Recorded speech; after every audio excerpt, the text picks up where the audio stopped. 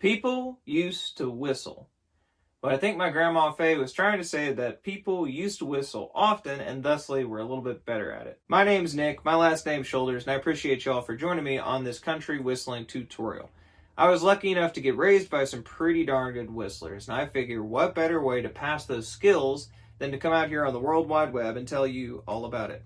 So, hold on to your butts, stick with me, and let's get to whistling. Now, the way I figure it, there are like 4 pillars of whistling that we should cover. There's your technique, that is how you're physically holding your body, your tone and intonation, that is the notes you're trying to achieve, and the tremolo and vibrato that you're trying to get. You get the kind of fancy whistle, so to speak. And last but not least, the break notes, those little yodely bird call sounds you're hearing in there that make it extra, extra fancy. All right, physical technique, how you hold yourself. You want to keep your posture pretty good when you're whistling because your diaphragm is doing just as much work doing this as your lips are. You want to maintain decent posture at least because you're trying to project notes, and if you're slouching, it just doesn't work. Now, any good whistler is going to employ both exhale and inhale notes. So you're going to hear and now your exhale notes are going to have a fuller, more direct tonal quality, and your inhale notes are going to be more shrill, more high pitched.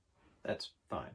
So if you're going to think about whistling like an instrument, your mouth is your resonating chamber, and that's where all the magic happens and how you are able to adjust pitch and tone to create a really fancy, nice whistle. So if you can relax your face and keep your body centered, you're going to be able to get much more consistent breath control and thusly better whistling.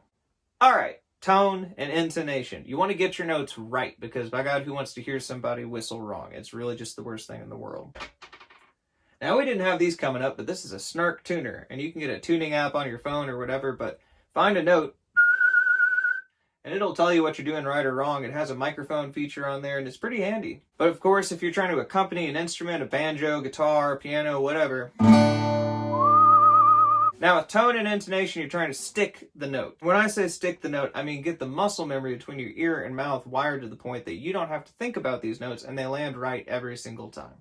So pick a note, and just do it over and over and over again. Now pick another note.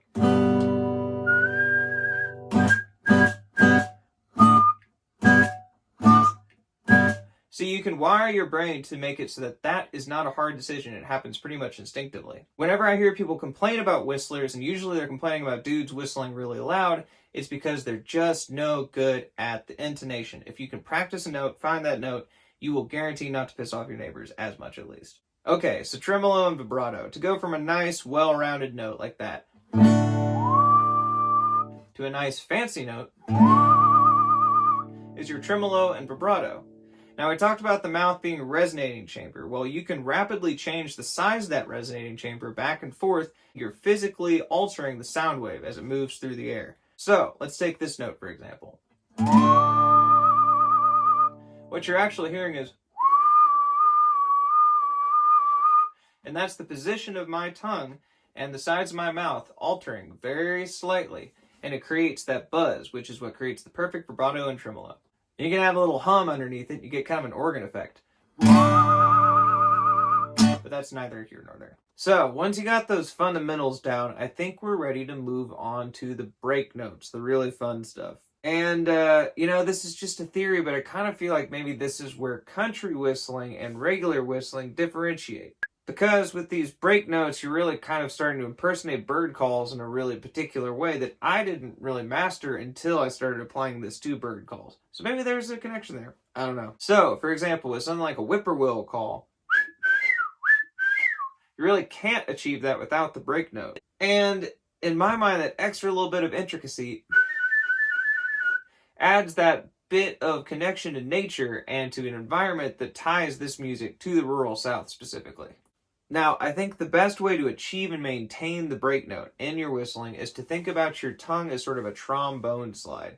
So as you're forcing air in and out of your mouth, you're making the note jump up an octave. All right, so pick 2 different notes, like there's some space in between there, but if you force the air to jump the octave, you can make that shortcut happen without making your mouth work the extra little bit. And all I'm doing to achieve that is pulling my tongue back and forth within my mouth and making that trombone slide effect so that it jumps the note up and down. And you know, these break notes and whistles like this are in all sorts of different calls. You got your chickadee. You got a cardinal. I mean, you can do a steam train. You can do a UFO. Turkey. Well, not a turkey, but you can do all that other stuff. Anywho, I hope you've enjoyed yourself. I've got original music all over the World Wide Web, all the streaming platforms, so if you want to listen to more stuff with more whistling that's a little less novel, that's where you can find it. So, let's put these disparate elements back together to form a coherent effort, and I'll see y'all next time. My name's Nick Shoulders. Much appreciation.